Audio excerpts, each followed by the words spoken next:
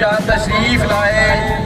پرامن آپ لوگوں نے، ہم پرامن لوگ ہیں، ہمارے کپتان کا بھی یہی پیغام ہے کہ ہم نے پرامن رہنا ہے، یہ پاکستان ہمارا ہے، ہم نے کوئی ایسی حرکت نہیں کرنی، ہم نے کوئی ایک بھی کسی چیز کو ہم نے نقصان نہیں پہنچانا۔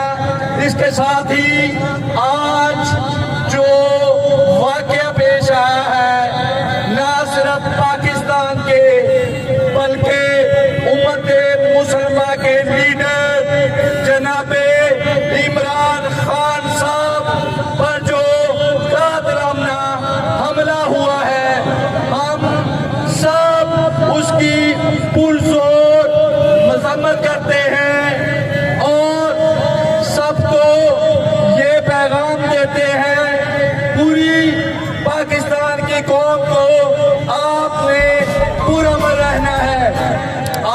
خان جیسا کہ آپ سب جانتے ہیں آپ کے لیے نکلا تھا، کسان کے لیے نکلا تھا، مزدور کے لیے نکلا تھا، مساوات کے لیے نکلا تھا۔ جس نے بھی یہ لیاقت علی خان سے لے کر اب تک جس نے بھی حق اور سچ کی بات کی ہے، اس کو یہی قتل کرنے کی کوشش کی گئی، شہید کرنے کی کوشش کی گئی۔ آج عمران خان پر جو قاتلانہ حملہ ہوا ہے، آپ سب جانتے ہیں کہ عمران خان سے خوف کس کو ہے۔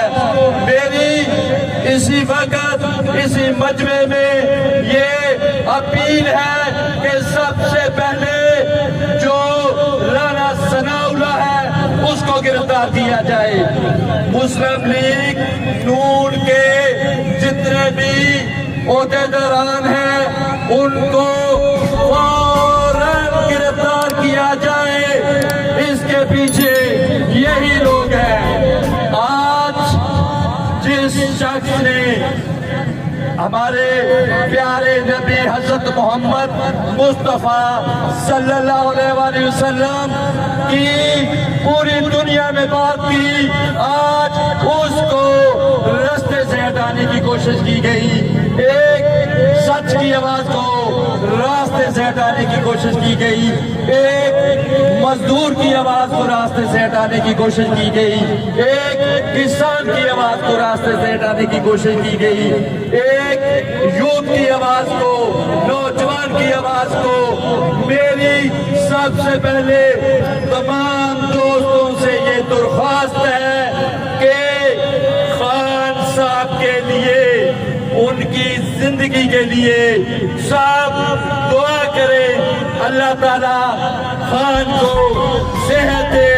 انشاءاللہ یہ حقیقی مارچ رکنے والا نہیں ہے، اب کوئی بھی نہیں روک سکتا۔ بتاؤ اس مساوات، اس حق کے مارچ کو اونچی آواز میں میرے ساتھ یک زبان بولے، کوئی روک سکتا ہے؟ بتائے کوئی روک سکتا ہے؟ نہیں، انشاءاللہ یہ رکے گا نہیں۔ اس ملک میں انشاءاللہ یہ عمران خان کی شکل میں، او سن لو کس کس کو راستے سے ہٹانے کی کوشش کرو گے۔ آپ پوری قوم عمران خان بن چکی ہے، عمران خان کا نظریے کے پیچھے پوری قوم کھڑی ہو چکی ہے۔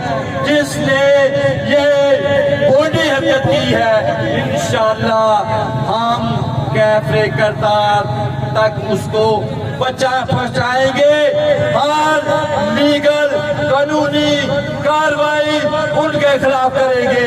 عمران خان